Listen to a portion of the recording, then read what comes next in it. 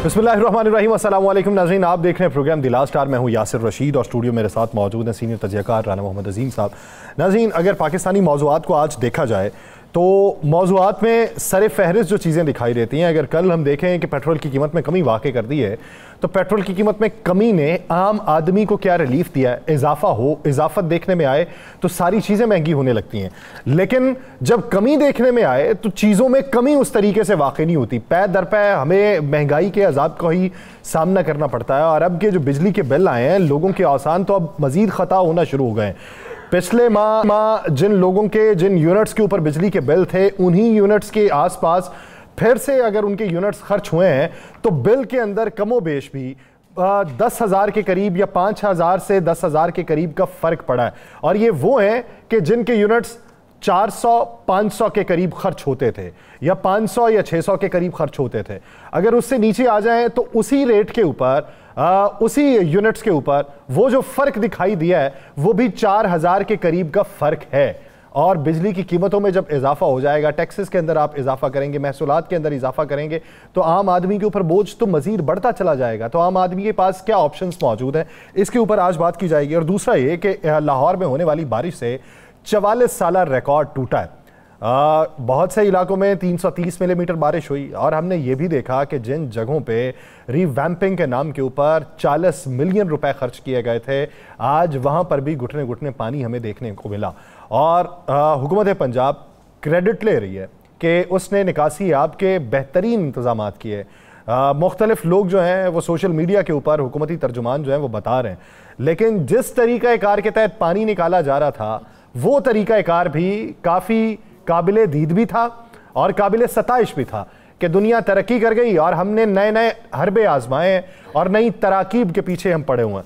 उसके बाद जो सूरत हाल है बैनुल अक़वामी सतह के ऊपर, जिस पे इस्माइल हनिया वाले वाक़े के बाद बैनुल अक़वामी सतह पे किस हद तक तब्दीलियाँ देखने में आ रही हैं और हक़ाइक़ क्या मंजर आम पे आए हैं, उसके बारे में भी बात की जाएगी। और साथ ही साथ बात होगी जो पाकिस्तान तहरीक इंसाफ को 22 अगस्त को जलसे की हुकूमत ने इजाज़त दी है, क्या वो इजाज़त बरकरार रहेगी या वापस ले ली जाएगी। राना साहब की तरफ पढ़ते हैं। राना साहब, सबसे पहले बात बारिश के पानी के हवाले से, पेरिस जो है पाकिस्तान का, आज उसकी सूरत हाल क्या देखी आप? बिस्मिल्लाहिर्रहमानिर्रहीम, वस्सलातु वस्सलामु अलैका या सय्यदी या रसूलल्लाह, अस्सलातु वस्सलामु अलैका या सय्यदी या हबीबल्लाह, ताई ख़त्म नबूवत, जिंदाबाद जिंदाबाद।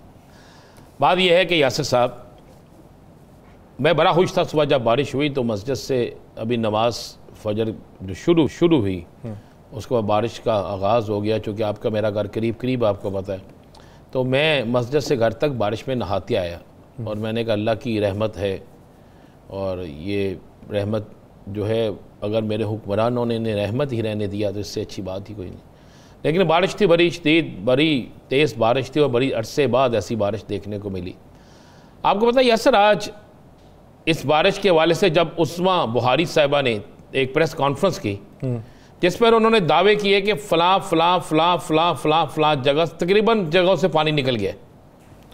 मैं इस बात को, जिस वक्त हमारे कायरीन देख रहे हैं प्रोग्राम, मैं इस बात का हलफ दे सकता हूँ कि अब भी मैं गुलबर्ग से इस ऑफिस तक पहुँचते हुए मैंने 20 जगहों पर मेन सड़कों पर बेइंतहा पानी देखा है।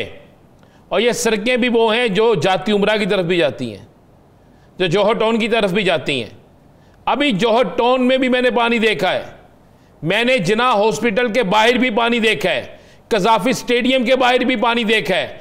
आप आ जाए, मैंने गुलबर्ग में भी पानी देखा है। मैंने बिल्कुल अभी इस वक्त जिस बात कर रहे हैं, अब भी इस वक्त भी लोग पानी निकाल रहे हैं।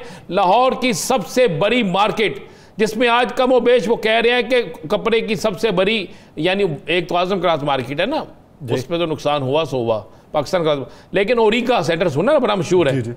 मेरी उसके सदर अमजद अली शाह से बात हुई तो मैंने कहा क्या तहमीना है आपका है? उसने कहा जी कमो बेश 20 करोड़ रुपए का नुकसान हो गया, हमारी आगे दुकानें देखी। हम जाके, मैं गया वहां पर तो देखा कि पूरे बेसमेंट में एक दुकान ऐसी नहीं है जो बची हो, महंगा तरीन कपड़ा बर्बाद हो गया। उसने कहा, मैंने कहा फिर ये पानी निकाला कैसे? उसने कहा प्राइवेट लोगों को बुला के रैंप लेके किराए पे फिर ये पानी निकाला है।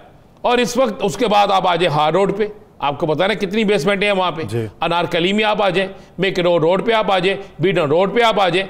मेरे पेरिस के अंदर तो ये आलम था जिसकी इंतहा कोई नहीं। और देखे कमाल है, कमाल है मेरी, मैं कह रहा हूँ वासा वालों पे दिल करता है कि मैं हार लूँ और जाकर उनके गले में डालूँ। यार वो फुटेज दिखा दें मेरे भाई फिर एक दफ़ा, वो किस तरह क्या उन्होंने तरीका बनाया कि पानी, यार देखो कमाल है यार। अच्छा मैंने समझा रेत उठा रहे हैं, जब पहले फिर फुटेज देखी मैंने कहा रेत उठा रहे हैं। ये पानी अंदाजा लगा लेना जिस मुल्क के अंदर, जिस डिपार्टमेंट के अंदर ये फुटेज जो बन रही है ना, ये वासा के लोग ही बना रहे हैं फुटेज अपनी कारकर्दगी दिखाने के लिए, अपनी कार्रवाई पूरी करने के लिए। अंदाजा लगाओ यार पानी इंज निकलता है। राणा साहब ये वो है यार, क्या है मुझे बता देना। वो है तमाम वसाइल को बरूए कार लाते हुए जानदा फिर पी लेंदे जिन्ने मुलाजमी ने 6-6 घुट पी लेंदे ते इन्ना भजना पानी मुक जाना सी है। वो भी तो एक है ना। तो ऊपर अच्छा एक तो पानी लाहौर डूब गया। अच्छा मैंने पूछा एक सरकारी अफसर से, उसने कहा जनाब पिछले दिनों टोरंटो कनाडा में जो बारिशें हुई हैं, जो पानी आया, आपने देखा क्या हाल हो गया। मैं क्या वहाँ पे होने वाले नुकसानात को हुकूमत ने बरा है, वहाँ के होने वाले नुकसानात हुकूमत ने पूरे किए हैं, आप क्या कर रहे हैं। अच्छा एक तो वासा तो है सो है, ऊपर से सदके जावा मैं दिल करता पंजाबी चना की तारीफ करा अपने वाप डालें दी लेस वाले दी ना। कमाल है खुदा की कसम, मैं हल्फन कहता हूँ सुबह 5 बजे से लेकर अब तक हमारे इलाके की लाइट तो नहीं आई। मैंने कुछ 6 दफा खुद गया हूँ, सैकड़ों लोग गए हैं। पता उन्होंने क्या कहा?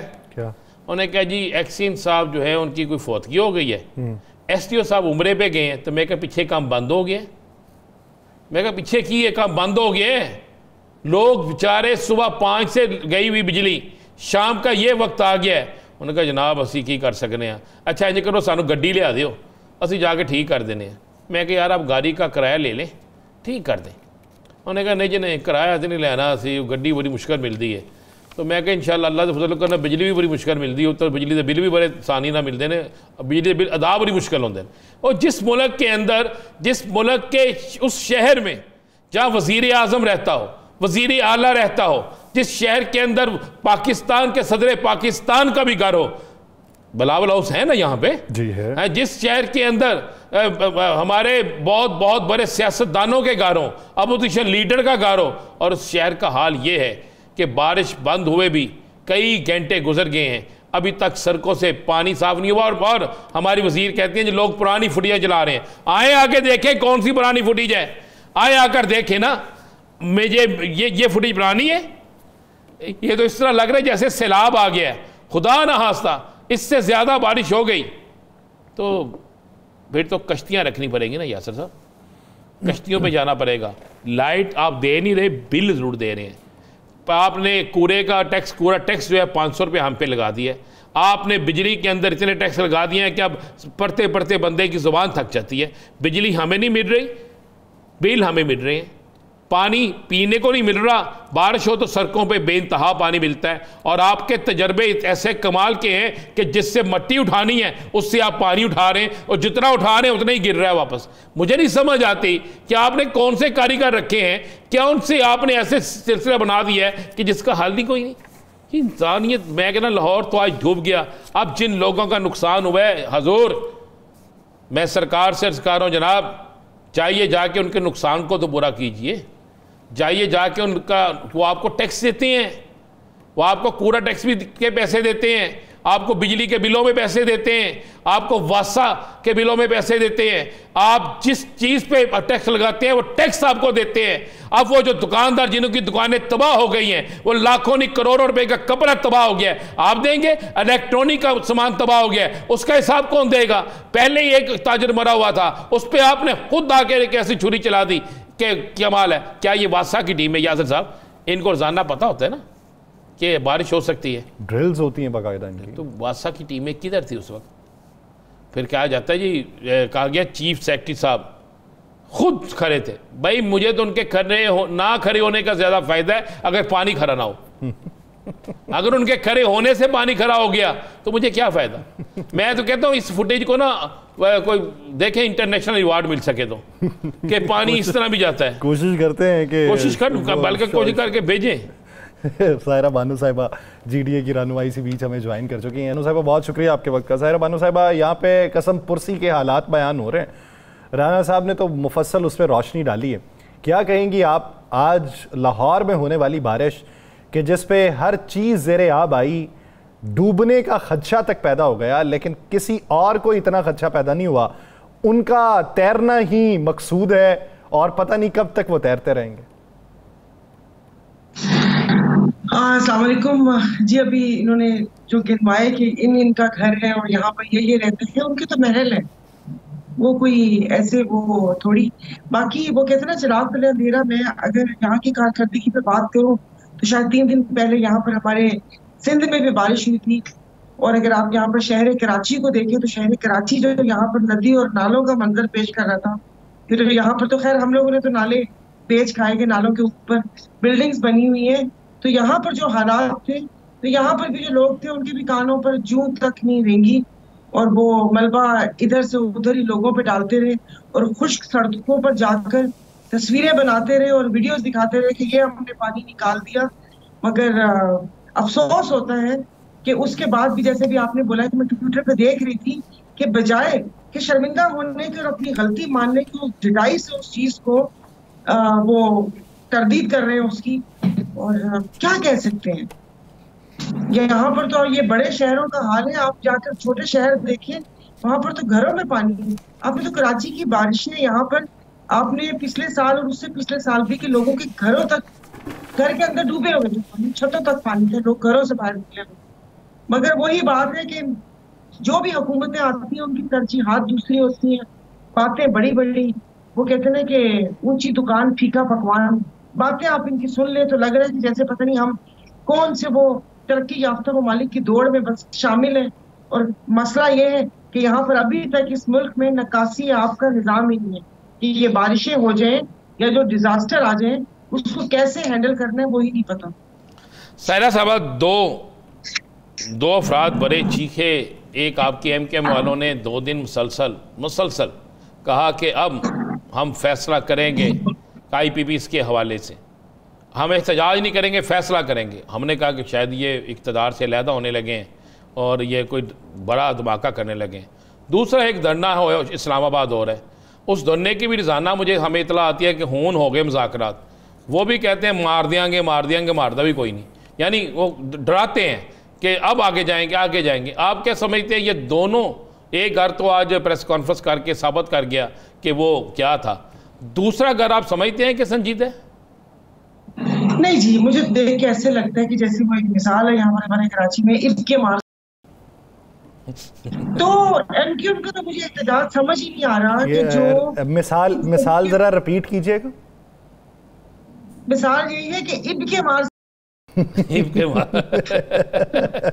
यही है, उनको आवाम मुस्तरद कर चुकी है, जो कि वो आपने देखो कि रिजीम चेंज में भाग के दूसरी तरफ गए थे कि महंगाई के लिए आए। फिर उसके बाद आपने देखा कि 16 माह उन्होंने आवाम पे कैसे उल्टी छुरी चलाई, और उसके बाद खुदा जाने किसको अच्छा बन के दिखा रहे हैं। और मैं आपके प्रोग्राम में, मुख्तलिफ प्रोग्राम में कह चुकी हूँ कि ये जो छोटी छोटी जो ये वाली पार्टीज है ना, ये बाट होते हैं, ये तराजू का वजन इनको डराने के लिए रखा हुआ है।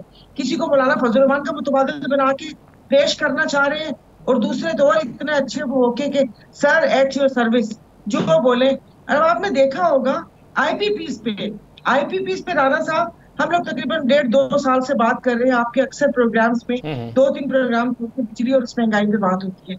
ऐसा कौन सी बात आ गई कि गौहर अयूब साहब और ये सब IPPs पे आ गए, IPPs के मुआहदे सामने आ गए, वो कंपनी सामने आ गई, उनकी कैपेसिटी पेमेंट। गौहर अयूब नहीं, गौहर एजाज साहब, सॉरी, मैं गौहर अयूब।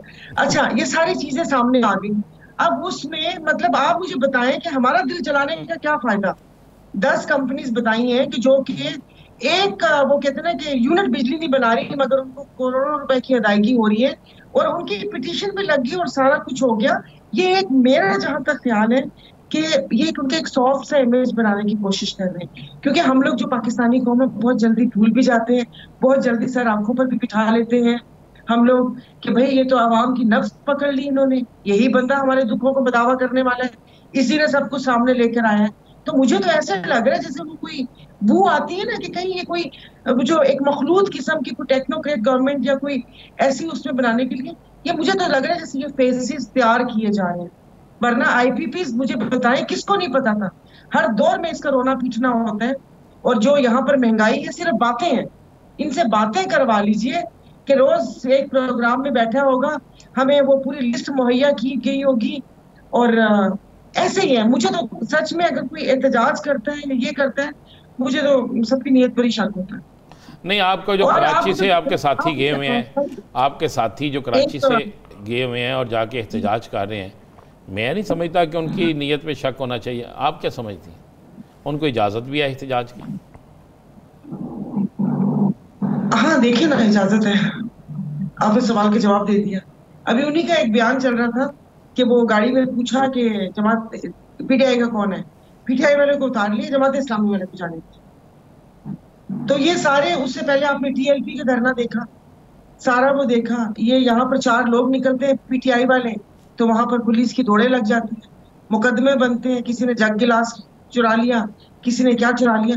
तो ये सारी बातें ना दिमाग में आती हैं।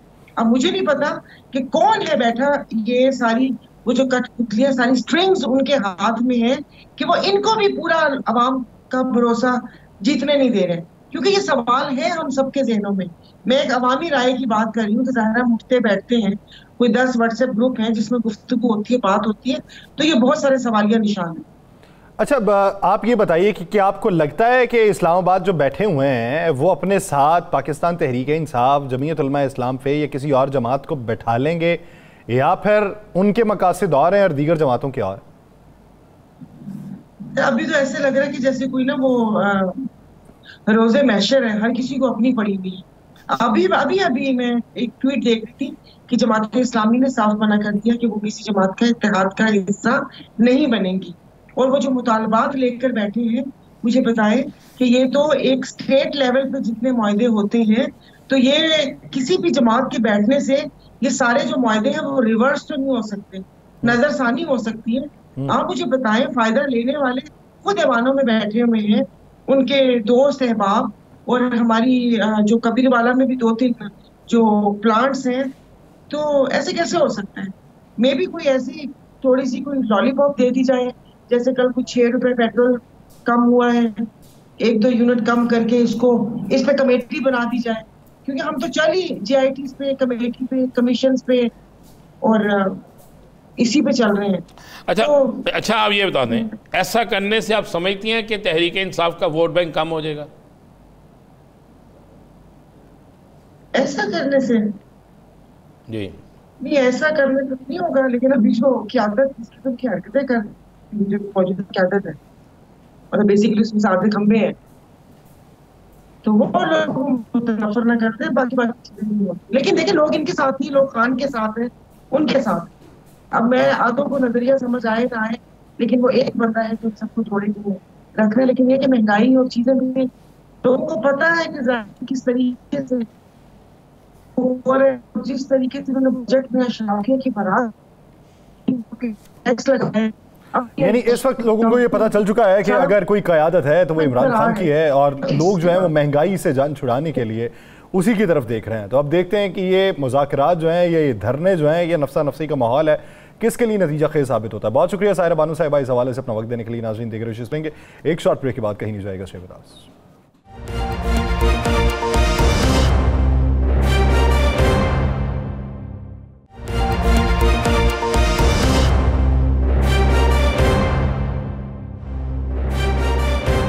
ब्रेक के बाद खुशामदीद नाज़रीन। इस वक्त पंजाब हुकूमत की तरजीहात, वफाकी सतह की तरजीहात और अपोजिशन के मुतालबात, अगर इसको किसी एक टेबल पर रखा जाए तो क्या जो डेड लॉक है वो ख़त्म हो सकता है, चीज़ों से आगे पीछे जा सकते हैं, या फिर जो फैसले हो चुके हैं उन्हीं फैसलों को मद्देनज़र रखते हुए आगे बढ़ना होगा और ये चीज़ें देखना होंगी।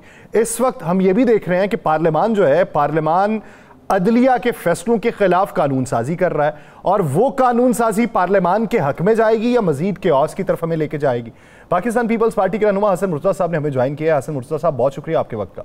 सर, अगर देखें पंजाब की सूरत हाल देखें, आज लाहौर की जो बारिश है, कारकर्दगी से मुतमईन है आप पंजाब हुकूमत की कि जो अब तक चलती आ रही है, जो दावे किए जा रहे हैं और जो हकायक दिखाई दे रहे हैं?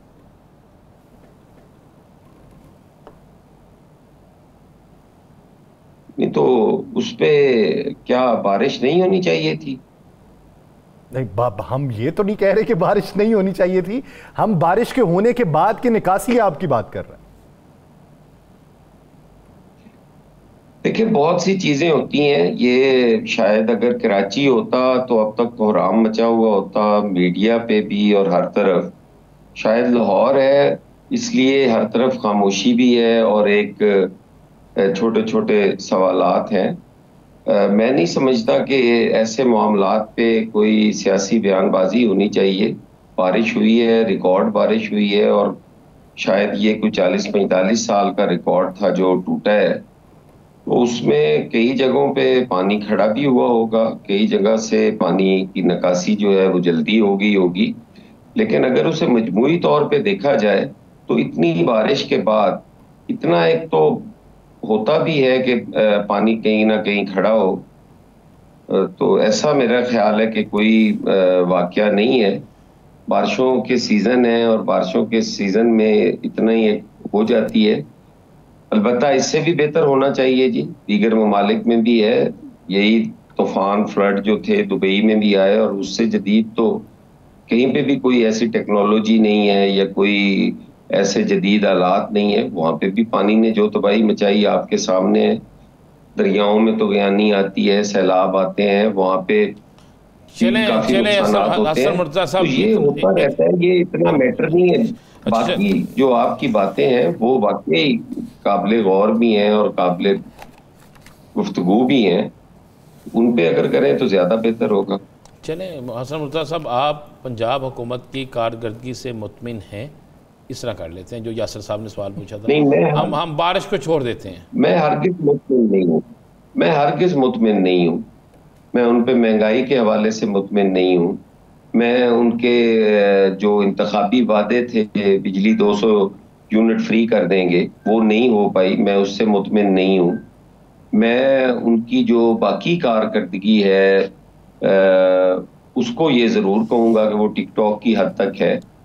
तो इसका मतलब ये नहीं है कि बारिश वाला, बाकी दीगर इश्यूज काफ़ी हैं जो लॉ एंड ऑर्डर के हवाले से आप देख लें, पुलिस गर्दी के हवाले से आप देख लें, वो सारा कुछ आप कहें वो बिल्कुल वो उससे कतन मुतमिन नहीं।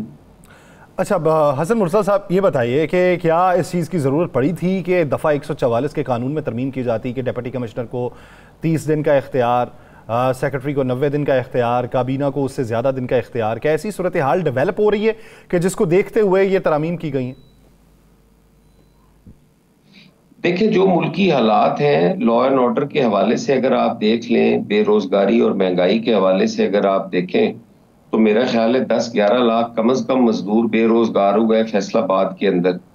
और वहाँ यकीनन लॉ एंड ऑर्डर की सूरत हाल भी बढ़ेगी, वहाँ पे वारदात भी होगी, वहाँ पे दीगर सारा कुछ जो है। फिर दहशत गर्दी के हवाले से अगर आप देख लें, और हुकूमत अगर ये समझती है, ये चीज़ें जो हैं ये मेरे ख्याल है इतना मायने नहीं रखती जिनको हमने ये बेस बनाया हुआ है। वैसे ये तो अगर आप जमहूरी हवाले से या देखें तो दफ़ा 144 तो वैसे ही नहीं होनी चाहिए। हुकूमत को इतना स्मूथली चलना चाहिए कि लोग जो है वो सड़कों पे आए ही ना। जब इस किस्म के हालात होंगे तो यकीनन उस पे हुकूमत को भी मेजर्स लेने पड़ेंगे। अब हर रोज तो वैसे इंटरनेशनली भी अगर आप देखें जो वाकयात होते हैं जो इसराइल के रिलेटेड हैं, जो फलस्तीन के जंग के हवाले से हैं, हर रोज तो उस पे भी यहाँ इज्तिमात हुए होते हैं। तो उनको रोकने के लिए हुकूमत के पास ऐसे कौन से चीजें हैं कि बलवाइयों को सड़क पे आने दिया जाए? वो मुल्की अमलाक को भी नुकसान पहुंचा देते हैं और फिर कहा जाता है जी कि रोका क्यों नहीं गया। और अगर रोकने के लिए इकदाम करते हैं तो उस पर हम ये एतराज़ करते हैं कि ये क्यों हो गया है जी। ये चीज़ें अभी आपने जो हैं, आपने ये आपने बड़ी अच्छी बात कोर्टें- की है, आपने बड़ी अच्छी बात की है। 144 जमहूरियत में नहीं होनी चाहिए थी, लेकिन बलवारियों का आपने जिक्र किया या हंगामा राई या कोई भी। एक दिन पहले एडवोकेट जनरल साहब कहते हैं इस्लामाबाद हाई कोर्ट में, जनाब के इस्लामाबाद पिंडी में इतने लाख लोगों की आमद रफ्त होती है, इतने सफारत खाने हैं, ये सारा मामला है, आप इजाज़त दे दें, हम तो किसी सूरत इजाज़त नहीं देंगे। वहाँ पर आज धरने को तकरीबन 7 दिन से ज़्यादा हो रहे हैं। 26 को धरना शुरू हुआ तो और आज यकम हो गई। 144 तो वहाँ पे भी थी। मुज़ाकरात भी हुकूमत की टीम करती है, हुकूमत की टीम वहाँ जाती भी है। तो ये फ़र्क क्यों है? क्या इजाज़त है कुछ लोगों को और कुछ लोगों को नहीं है? देखिए ये दो मुख्तलिफ चीज़ें हैं जी। ये तज़ाद होना कि किसी के लिए कानून और है और किसी के लिए कानून और है, तो ये मेरे ख्याल एक अलग चीज़ है, और दफ़ा 144 का जो नफाज के हवाले से है वो एक अलग चीज़ है जी। अब देखें, आपको पुरअमन एहतजाज से तो कोई नहीं रोकता। अब दफ़ा 144 लगने का सिर्फ और सिर्फ ये इसलिए मेरा ख्याल है होती है कि जहाँ पे नक्शे अमन का ख़तरा हो वहाँ पे दफ़ा 144 लगा दी जाती है। लेकिन आपका ये बिल्कुल वैलिड पॉइंट है कि कुछ लोगों को इजाज़त दे दी जाती है, कुछ को नहीं दी जाती।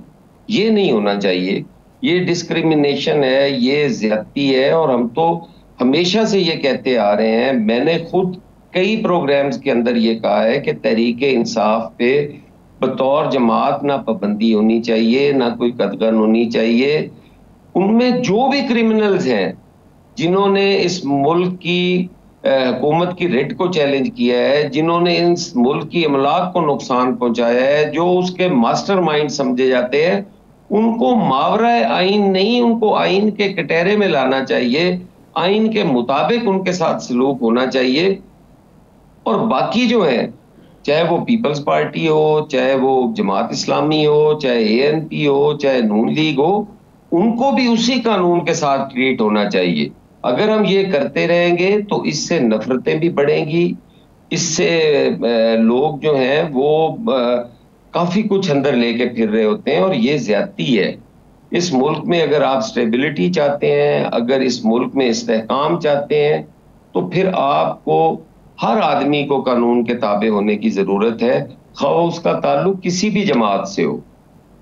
अच्छा हसन मुर्तज़ा साहब, आप क्या समझते हैं कि अभी जो वफाकी पार्लियामान के अंदर मखसूस नशस्तों के हवाले से इलेक्शन एक्ट 2017 में तरमीम की जा रही है, जो सिफारिशात पेश की गई हैं, क्या ये ठीक हैं, होनी चाहिए, हक नहीं दिया जाना चाहिए, या फिर आप ये समझते हैं कि नहीं, बैठ के मामला तय कर लेने चाहिए?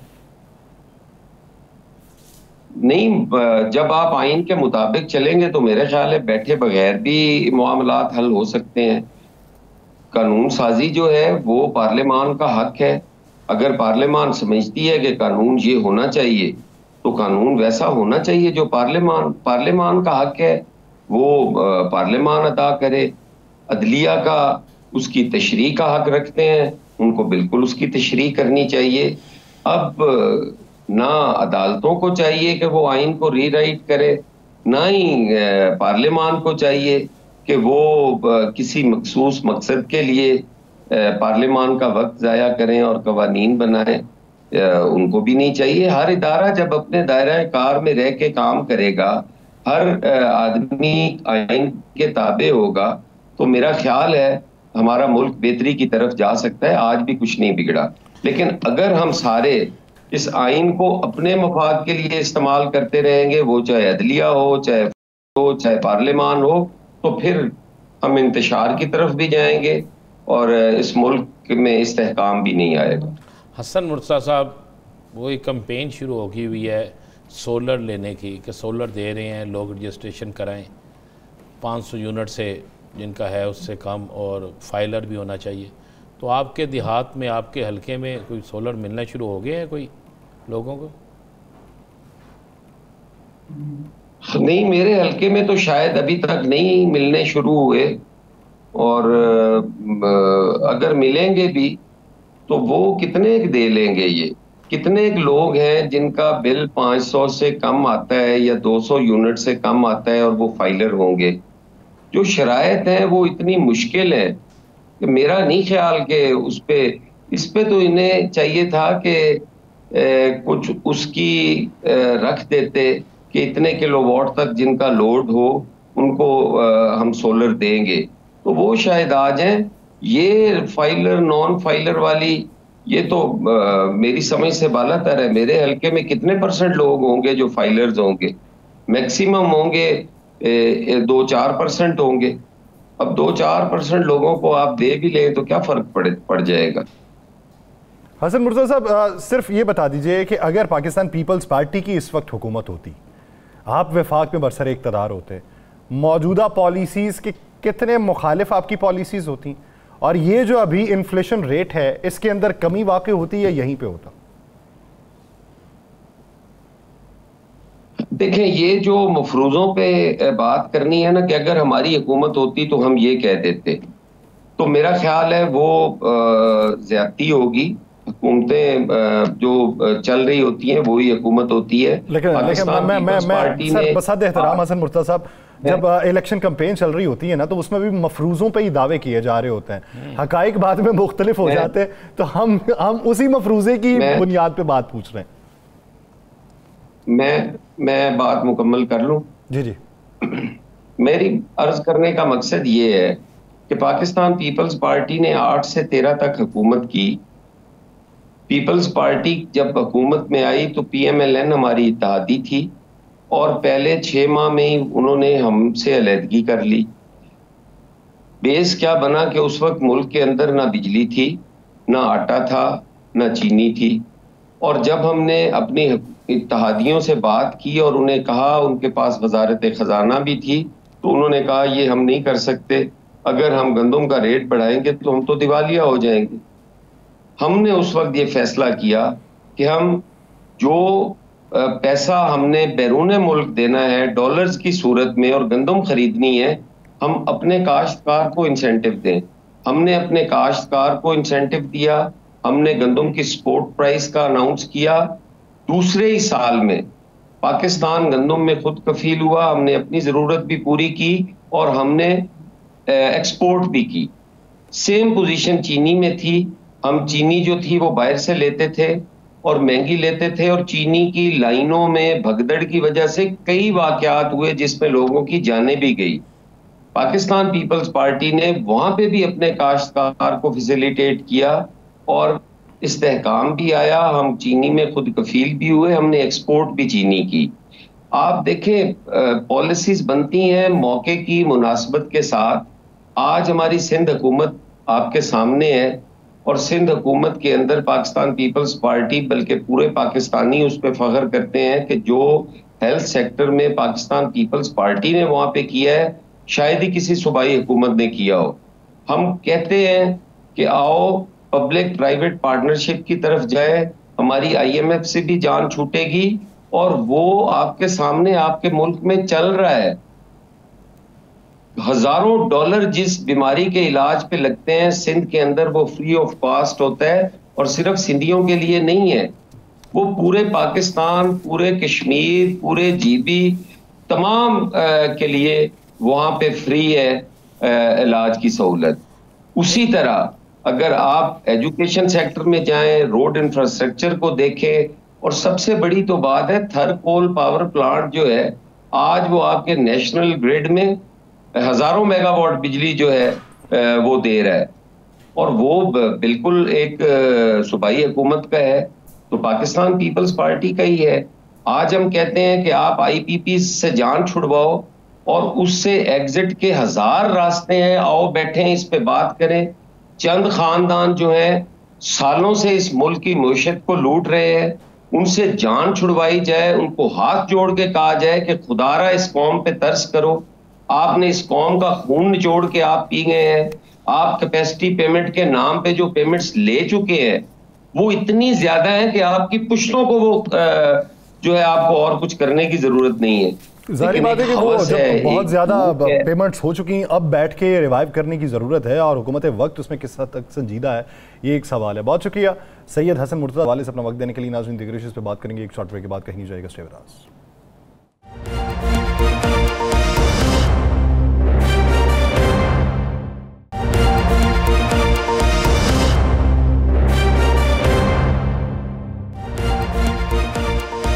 के बाद खुशामदीद नाज़रीन। मौजूदा सूरत हाल पाकिस्तान तहरीक इंसाफ का अब तक का फैसला क्या है? 5 अगस्त को क्या होगा? 5 अगस्त से लेके 22 अगस्त के दरमियानी जो वक्त है उसमें तहरीक किस हद तक मजबूत होगी, किसके साथ बैठा जाएगा?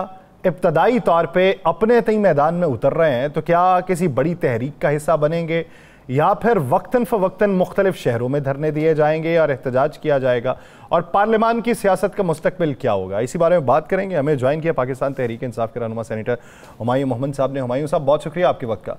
हुमायूं साहब, बिलाखिर पहली मरतबा इजाज़त मिली आपको डिप्टी कमिश्नर की तरफ से। चलें, पीछे एक पूरा रियाज उस पर है, एक जिद्दोजहद है, लेकिन इस बात की गारंटी क्या है कि 22 अगस्त से पहले कुछ और नहीं हो जाएगा, कुछ और रिपोर्ट नहीं आएगी और आपको जलसे की दी गई इजाज़त जो है वो वापस ना ले ली जाए? बिस्मिल्लाहिर्रहमानिर्रहीम, इय्याका नअबुदु व इय्याका नस्तईन। देखिए, अभी तो वो कहते हैं ना कि too many slips between the cup and the lip. बहुत सारी चीज़ें ऐसी हैं कि जिनका कुछ कह नहीं सकते। खौफ है इनके दिलों में, डर है इनके दिलों में। जब अल्लाह ताला किसी के दिल में खौफ डाल देता है किसी की पर्सनालिटी या किसी के रोब का, तो फिर आप कुछ कर नहीं सकते हो। तो उसका मैं कुछ नहीं कर सकता, उसमें पीटीआई वाले कुछ नहीं कर सकते। अनफॉर्चुनेटली इन सब के ऊपर पाकिस्तान तहरीक इंसाफ का एक ऐसा खौफ है और उसकी वजह है। वजह यह है कि जो बहादुर लोग होते हैं वो अपने उसूल पे डट जाते हैं, वो अपने मौक़िफ़ से पीछे नहीं हटते। वो उसके लिए वो कहते हैं ना, जो हो ज़ौक़े यकीन पैदा जो कट जाती है जंजीरें, वो अपने यकीन के ऊपर खड़े हो जाते हैं, क्योंकि उनका यकीन इतना मुस्तहकम होता है, उनका यकीन इतना पुख्ता होता है कि उसके सामने बड़े बड़े पहाड़ भी छोटे पड़ने शुरू हो जाते हैं। अगर आप जितने भी बड़े लोग दुनिया में आप देखें, उनकी लाइफ हिस्ट्री देखें, उनके अंदर एक चीज़ कॉमन होती है, वो अपने इरादे से पीछे नहीं हटते, अगेंस्ट ऑल ऑड्स कभी नहीं हटे। ये निशानी होती है अगर एक आदमी, और इसके दूसरी वजह ये होती है कि उनके अंदर एक मादा होता है, उनके अंदर एक अज़म होता है। वो 2 नंबर नहीं होते, वो 420 नहीं होते, वो 10 नंबर ही नहीं करते।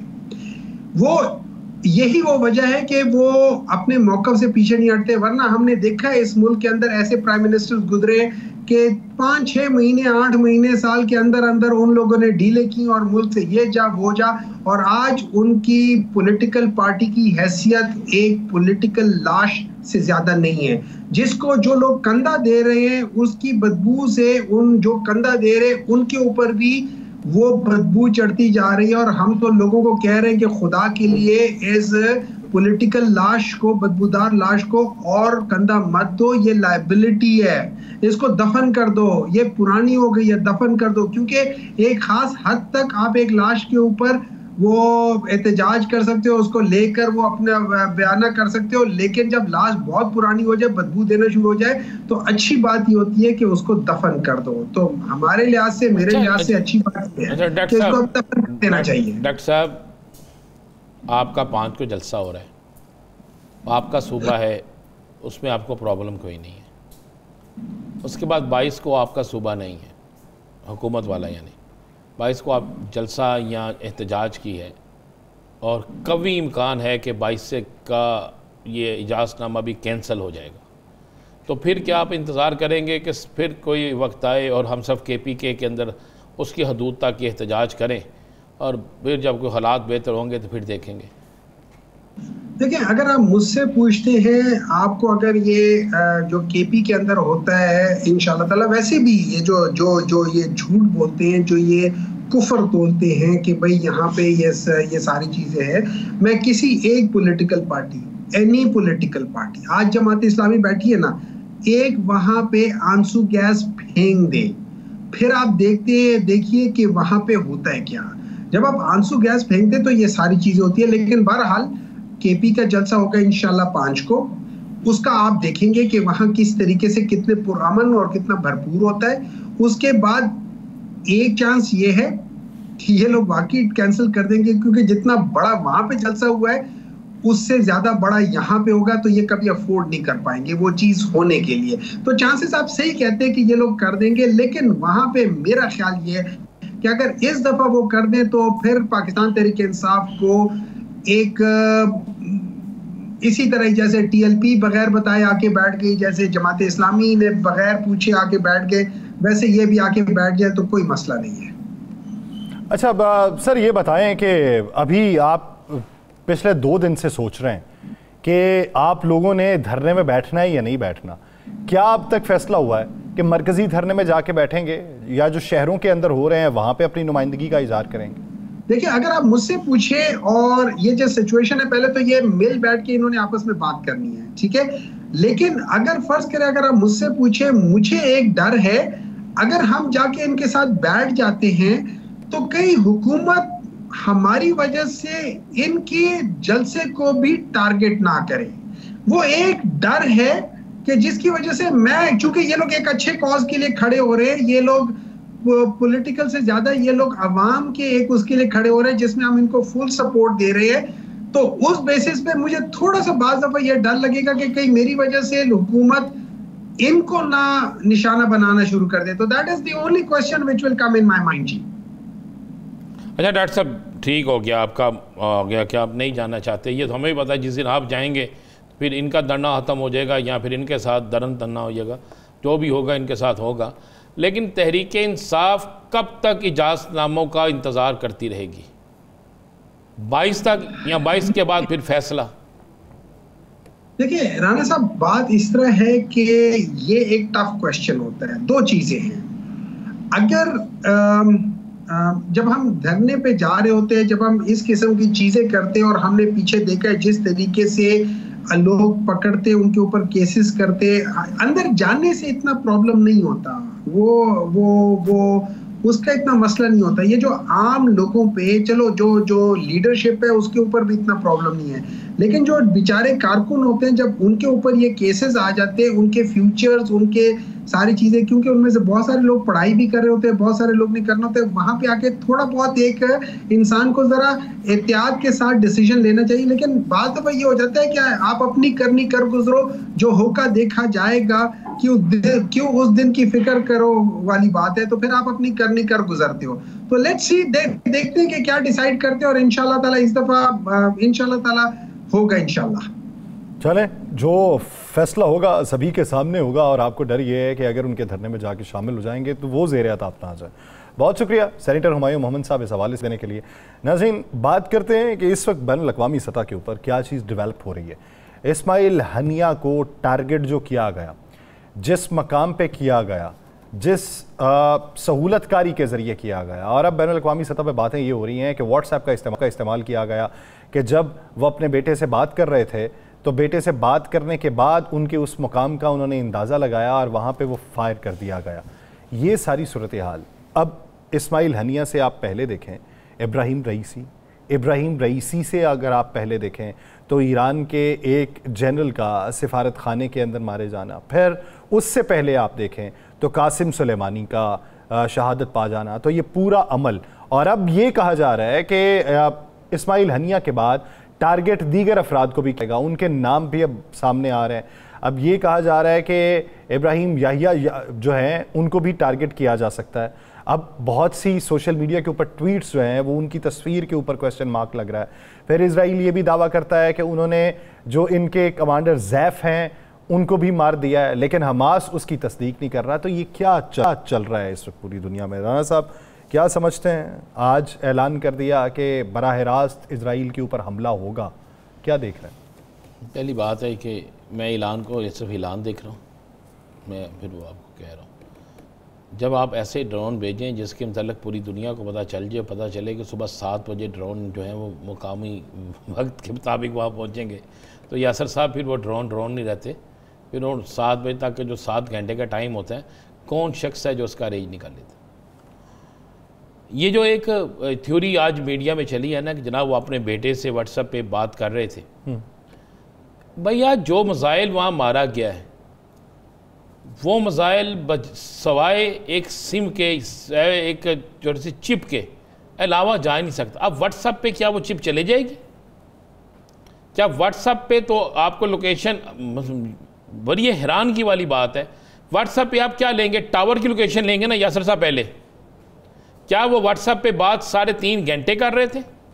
क्या उनकी व्हाट्सएप पे बात इतनी लंबी थी कि आपने टावर की लोकेशन ली, टावर की लोकेशन के बाद आपने दूसरी लोकेशन ली, और फिर आप दूसरी बात बड़ी सिंपल सी है, एयर डिफेंस का जो उनका सिस्टम था ईरान का, वो क्या उस वक्त बिल्कुल फारिग था? क्या जो अपने मेहमान की हिफाजत कर रहे हैं, क्या उन्होंने उसका अरेंज नहीं किया होगा? मैं ईरान को ज़िम्मेदार करार नहीं देता, लेकिन ये सवाल है, इसका जवाब कोई तो देगा ना, किसी तरफ से तो जवाब आना चाहिए ना। ये एक बहुत बड़ा सानिया हुआ है, ये पाकिस्तान नहीं आलम इस्लाम की तारीख में एक बड़ा सानिया है।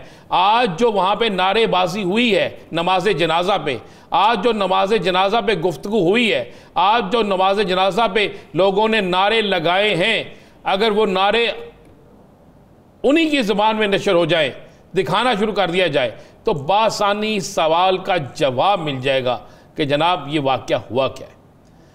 कल तक वो तस्वीरें नहीं आ रही थी, आज वो मलबा भी दिखाया जा रहा है, आज उस महसूस जगह को टारगेट किया जा रहा है।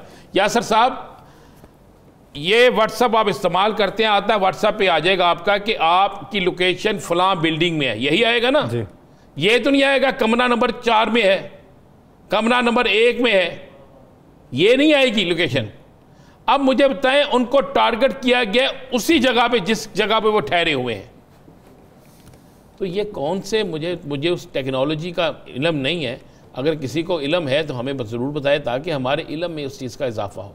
बात यह है कि ये एक मैं आज भी बात से कहूँगा कि आलम इस्लाम में उन तमाम ममालिक की बेहिसी पे हमें आज शर्मिंदगी हो रही है, और उनकी बेहिसी देखते हुए हमें अपने अंदर वो चीज़ महसूस हो रही है जिसे हम बयान नहीं कर सकते कि 24 घंटे से भी ज़्यादा यासर टाइम गुजर गया है। क्या कोई ऐसा आपने ऐसा ही कोई, मैं नहीं कहता अल्लाह माफ़ करे जंग की तरफ जाए, लेकिन क्या कोई ऐसा रिएक्शन आया कि जिससे अगला काम रुक जाए, कातल को सज़ा मिल जाए? कोई आया ऐसा? अभी तक तो सिर्फ ऐलानात ही सुनाई। मैंने परचम तो बड़ी जगह पे लहराए हुए देखे हैं, और बहुत सी जगहों पे बहुत से परचम लहराए भी जाते हैं। तो ये सवाल है, मैं कल इंशाल्लाह इस प्रोग्राम में हम कुछ ऐसे इंकशाफात भी करेंगे कि जिन इंकशाफात साहब आप ये देखिए कि वो दुनिया की टेक्नोलॉजी के ऊपर किस हद तक मुसल्लत हैं कि एक तरफ उनका बिलियनियर जो व्हाट्सएप की मिल्कियत रखता है, और दूसरी तरफ मलाइशियन वज़ीर आज़म जो हैं वो इनके हक़ में ताज़ियती तौर के ऊपर फेसबुक के ऊपर पोस्ट करते हैं, और मेटा जो है वो फेसबुक की पोस्ट ही उड़ा देता है। देखिए, इसमें तो कोई दूसरी राय नहीं। आप फेसबुक पे जिस शख्स ने इस अपना व्लॉग भी इनके हक़ में फेंका है, उस पर उनके साथ क्या हुआ है वो आपको पता है ना। तो स्ट्राइक्स आ जाती है, सब कुछ आ गया, गाइडलाइन आ जाती है। लेकिन अब हमें इसकी किसी को भी किसी जगह भी परवाह नहीं करनी चाहिए। अब आपके मेरे बात नहीं है, अब बात है आलम इस्लाम के उन ममालिक की और उन मुस्लिम ममालिक की जिन मुस्लिम ममालिक ने ये फ़ैसला किया हुआ है कि वो एक होंगे, जिन मुस्लिम ममालिक का ये एक वाकई जेन्युइन है कि जनाब फ़लाँ जगह पर जुल्म हो रहा है, इसराइल जुल्म कर रहा है और हमने उनके ख़िलाफ़ खड़े होना है। आज भी मैंने अपने वज़ारत ख़ारजा की तर्जुमान का बयान सुना, लेकिन बयानों से अब आगे जा रहा, बयानों से बात बहुत आगे बढ़ चुकी है, जहाँ पे हज़ारों की तादाद में लाशें उठाए गए हों, जहाँ पे तफरीक न की गई हो सिन्फ की भी और उम्र की भी, तो वहाँ पे जवाब देना जो है वो ज़बान से नहीं दिया जाता, उसके लिए किसी और चीज़ का इजहार ज़रूरी होता है। प्रोग्राम ख़त्म हो जाता है, मुझे और आनंद साहब को दीजिए इजाज़त। अपना बहुत सा ख्याल रखिएगा, मुलाकात होगी कल, अल्लाह ने के।